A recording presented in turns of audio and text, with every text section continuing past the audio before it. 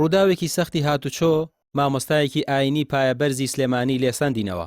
مامۆستا عەبدوڵڵای دێرێ ناسراو بە مامۆستا عەبدوڵڵای هەنجیرەکە شەوی ڕابردوو لەگەڵ هاوڕێیەکی لە کاتی گەڕانەوە لە سەردانێکی کۆمەڵایەتی لەسەر شەقامی بازنەی مەلیک مەحموود تووشی ڕووداوی هاتوچۆ بوون و دوای چەند کاتژمێرێکمانەوە لە نەخۆشخانە بەرەبەیانی ئەمڕۆ کۆچی دوایی کرد. دواتر لە گۆڕستانی هەواری تازە بە خاک سپێردرا.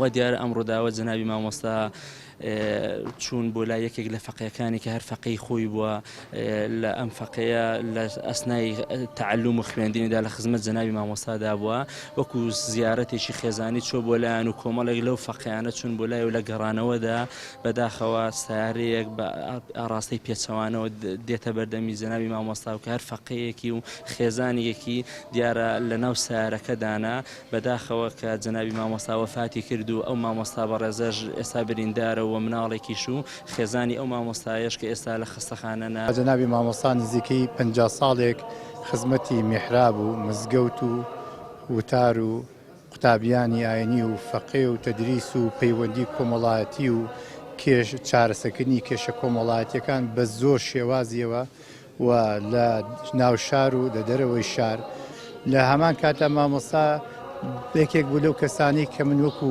خاڵ وەکو خوشکەزا زۆر ئاگامدەیەتی مامۆستا لە ناخی خۆیدا پیاوێکی زۆر لە خواترز بوو. مامۆستا عەبدوڵڵای دێرێ پیاوێکی بۆ خوددا سوڵحا و زانایکی پایدار و ناودار و دنیانەویست بوو. دەیان ساڵ خزمەتی بە دین کرد و هەرگیز ماندوو نەبوو. هەموو هەوڵێکی بۆ پێگەیاندنی فەقێ و زیندوڕاگرتنی حوجرەکانی تەرخان کردبوو. لە چەندین مزگەوت خزمەتی کردووە و لە هەر شوێنێک بوو بێت کردوێتی بە گوڵستان. دوایین مزگەوتیش حاجی جەلالی ئاسنگەر بووە. ئێرەش دوایین جێگا بۆ کە مامۆستا وانەی بە فەقیەکانی وتووە و هێشتا کتێبەکانی بەکراوی ماونەتەوە. دوێنێ ئەم کتێبەمان لە تەواوبوو نابوو تقریبان 2 لاپەڕی مابوو. 2 لاپەڕەکە وتمان هەڵیەگرین بۆ بەیانی شەڵا ئەویشە خوێنین و دەستی مامۆستا ماچەکەین و لەبەر ئەوەی ئەو دەرسەی پێوتوێنێتەوە وتی هەڵیگرن بۆ بەیانی لەبەر ئەوەی ئەو کاتە ئیسەم هەنێکمان لێ خوێندبوو ئەو تۆزی مابوو تۆزەکەیش باڵێ باڵێ وتمان با بەیانی بیخوێنین ئێتر ئەوە ئەمری خوای کرد و نەگەیشتیم ئەو کات. مامۆستا عەبدوڵڵا لە نهۆمی سەرۆی مزگەوتەکەی چەندین ساڵە فەقێ پێدەگەیەنێت. قوتابیەکانی لە دوای مردنی خەمێکی قوڵ دایگرتوون و دوعا و نزای بۆ دەکەن. مامۆسای باوک و خەمخۆر و دڵسۆزی حوجرە و مزگەوت و منبەر و میحرابمان خۆش بیت. ئێرە ئەو شوێنە بووە کە مامۆسای بەڕێز خوا لێی خۆش بوو مامۆستا مەلا عەبدوڵڵای هەنجیرەکە مەشهورە لێرە ڕۆژانە تەدریسی کردووە.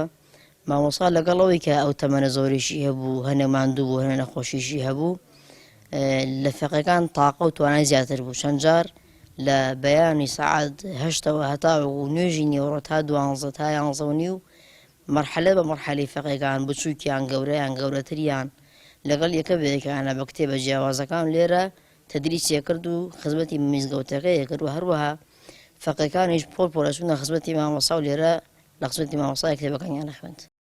مامۆستا عەبدوڵڵای دێرێ زانایەکی نورانی و لەسەرخۆ و هێمن بوو کە ساتیەکی کۆمەڵایەتی دیاریش بوو. 69 ساڵ ژیا و هەموو تەمەنی بۆ خزمەتی دین و مزگەوت و پێگەیاندنی فەقێ و کاری خێر تەرخان کرد. هەر ئەمە جوای کرد هەمووان بۆ کۆچی پەرێشان بن.